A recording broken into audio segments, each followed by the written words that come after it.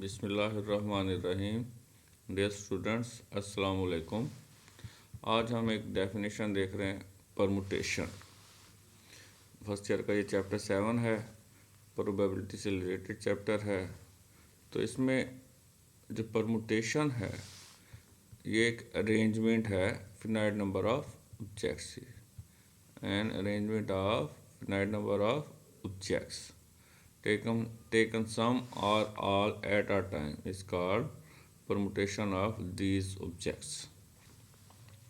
इसका क्या मतलब है कि हमारे पास कुछ चीज़ें हैं, ठीक है। अब उन चीज़ों को हमने अरेंज करना है।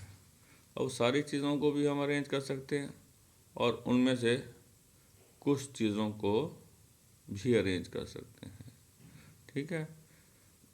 समझ आइए बात कि हमारे पास कुछ चीज़ें हैं, अब वो हम तमाम के तमाम भी यूज़ कर सकते हैं या अरेंज कर सकते हैं या उनमें से कुछ को अरेंज कर सकते हैं। तो रफली एक एग्जांपल, मिसाल के तौर पर आपके पास 100 रुपीज़ हैं।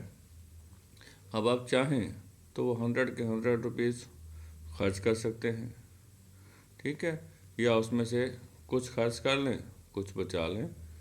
तो ये इसी किस्म की कोई बात है ना। मतलब यहाँ तो हमने चीज़ों को अरेंज करना है। ये मैंने आपको बताया कि भाई टोटल अगर हमारे पास हो तो उस टोटल में से कुछ को यूज़ किया जा सकता है या कुल को यूज़ किया जा सकता है, तमाम को यूज़ किया जा सकता है।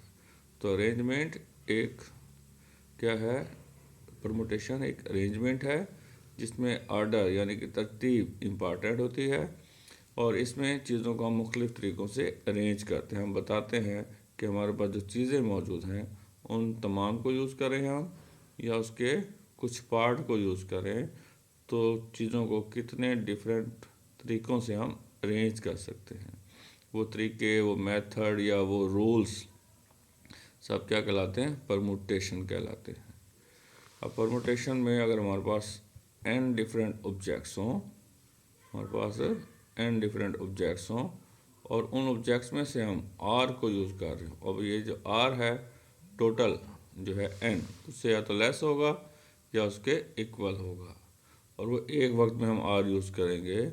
तो इसकी जो परमुटेशन है उसको हम NPR से डिनोट करते हैं या PNR से भी डिनोट करते हैं।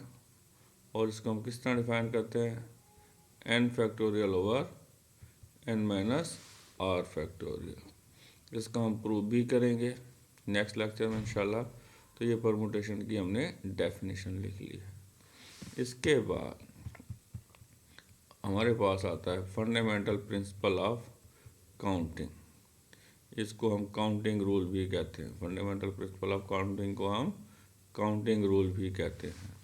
तो हमारे पास दो ऑब्जेक्ट्स हों ए और बी, ठीक है जी, या दो इवेंट होने हैं, दो काम होने हैं ए और बी, दो इवेंट्स हैं। अब इवेंट ए जो है ये क्यों डिफरेंट वेज में हो सकता है या पी डिफरेंट वेज में हो सकता है, पी लिखा हुआ है मैंने, ठीक है भाई। तो क्या है, इवेंट ए जो है उसके जो तरीके हैं वो हो सकता है, उसकी जो पॉसिबिलिटीज़ हैं इस काम के होने की वो पी हैं, ठीक। इसी तरह इवेंट बी के जब इवेंट ए हो जाता है उसके बाद, इवेंट ए हो जाने के बाद इवेंट बी होता है और इवेंट बी के होने के जो पॉसिबिलिटीज़ हैं, डिफरेंट जो पॉसिबिलिटीज़ हैं, जितने तरीक़ों से ये हो सकता है वो क्यू हैं। अब टोटल नंबर ऑफ ऑब्जेक्ट्स यानी कि टोटल नंबर ऑफ अरेंजमेंट्स जब ए और बी दोनों हों, ए इवेंट भी हो और बी भी हो, एक ही वक्त में दोनों हो रहे हों, तो दोनों के होने के जो वेज हैं वो कितने होंगे, दोनों का प्रोडक्ट पी क्यू, यानी कि पी ए इवेंट के लिए जो वेज थे वो बी इवेंट के लिए जो वेज थे वो, दोनों को मल्टीप्लाई करें तो टोटल वेज आ जाएंगे जब दोनों एक ही वक्त में हो रहे होंगे, ठीक है।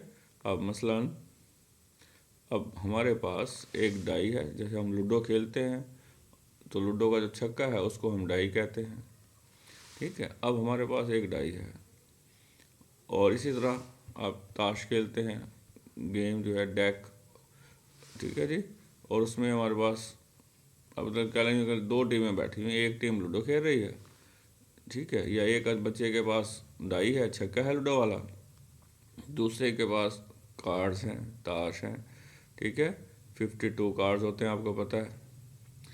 अब total number of outcomes in this case हमने बतानी है कि दोनों काम हो रहे हैं। एक बच्चा लूडो का छक्के से खेल रहा है, एक बच्चा ताश लेके बैठा हुआ है उससे खेल रहा है। अब दोनों इवेंट हो रहे हैं एक ही वक्त में, तो हमने बताना है कि कुल कितनी आउटकम्स पॉसिबल हैं, कुल कितने डिफरेंट मेथड्स इनको अरेंज करने के हो सकते हैं। तो बेटा फंडामेंटल प्रिंसिपल ऑफ काउंटिंग जो है यहाँ पर यूज़ होगा। तो हमारे पास जो डाई है, लूडो को जो छक्का है, आपको पता है उसमें क्या होता है कि जब हम छक्के को रोल करते हैं तो 1 आ सकता है, 2 आ सकता है, 3 आ सकता है, 4 आ सकता है, 5 आ सकता है, 6 आ सकता है। जब हम एक छक्के को रोल करेंगे तो हमारे पास, क्योंकि उसके 6 फेसेस हैं, तो 6 डिफरेंट आउटकम, डिफरेंट रिजल्ट्स आ सकते हैं एक छक्के के लिए। तो जैसे अब फंडामेंटल प्रिंसिपल ऑफ काउंटिंग में जो इवेंट ए था, अब यहाँ पर इवेंट ए क्या है, छक्के को फेंकना, छक्के को रोल करना। तब यहाँ पर जो पॉसिबल आउटकम्स हैं वो 6 हैं, यानी कि जो डेफिनेशन में पी था वो यहाँ पर क्या हो गया, 6। उसके बाद अब कार्ड्स हैं, अब हमारे पास 52 कार्ड्स होते हैं। अब एक बच्चा कार्ड से बैठा हुआ खेल रहा है, निकालें, तो वहाँ पर कार्ड्स में पॉसिबल आउटकम्स क्या होंगे, एक एक कार्ड उसने उठाना है तो उसको 52 आउटकम्स होंगे ना, 52 कार्ड्स हैं तो 52 टाइम्स वो एक एक कार्ड को उठा सकता है, और हर दफ़ा एक डिफरेंट कार्ड उसके हाथ में होगा जब भी वो एक कार्ड उठाएगा। तो इसका मतलब क्या हुआ कि टोटल आउटकम्स कितनी हो गई, 52। अब ये जो कार्ड्स वाली बात है, ये इवेंट बी हो गया डेफिनेशन के मुताबिक, और इवेंट बी के कितने तरीके हैं, क्यू हैं, यानी कि कितने रिजल्ट्स आ सकते थे इवेंट बी के, क्यू। तब यहाँ पर उस डेफिनेशन के मुताबिक जो क्यू है वो 52 के बराबर हो गया। अब फंडामेंटल प्रिंसिपल ऑफ काउंटिंग हमें क्या बताता है कि दोनों इवेंट जो अलग अलग हो रहे थे उनको मल्टीप्लाई कर लें तो टोटल आउटकम्स हमारे पास आ जाएंगे। और ये आउटकम्स हमें क्या बताएंगे कि दोनों इवेंट अगर एक ही वक्त में हो रहे हों तो कितने डिफरेंट आउटकम्स हो सकते हैं। तो ये हमने दोनों का प्रोडक्ट ले लिया, ये डेफिनेशन के मुताबिक पी और क्यू को मल्टीप्लाई कर दिया। जब हमने इनको मल्टीप्लाई किया तो 312 जो है आउटकम्स पॉसिबल है, और इस 312 आउटकम जो होंगे तमाम के तमाम डिफरेंट होंगे, इसमें कोई एक रिज़ल्ट भी किसी प्रीवियस रिज़ल्ट के साथ मैच नहीं करेगा, ठीक है। तो ये फंडामेंटल प्रिंसिपल ऑफ काउंटिंग है। तो ये डेफिनेशंस थी, और ये फंडामेंटल प्रिंसिपल ऑफ काउंटिंग जो है ये आपसे एनुअल एग्ज़ाम में शॉर्ट क्वेश्चन में पूछ लिया जाता है। इसी तरह परमुटेशन की डेफिनेशन आपसे पूछ ली जाती है। तो ये चीज़ें आपको याद होनी चाहिए। तो इंशाल्लाह कल जो है हम इनका प्रूव करेंगे, उसका NPR का जो फार्मूला है वो प्रूव करेंगे। तो अब आप इसको अच्छी तरह देखें, और अगर आपने मेरा चैनल सब्सक्राइब नहीं किया तो चैनल को सब्सक्राइब भी करें, ज़्यादा से ज़्यादा दोस्तों के साथ शेयर करें ताकि मैक्सिमम स्टूडेंट्स का फ़ायदा हो सके। Wish you best of luck. अल्लाह हाफिज़।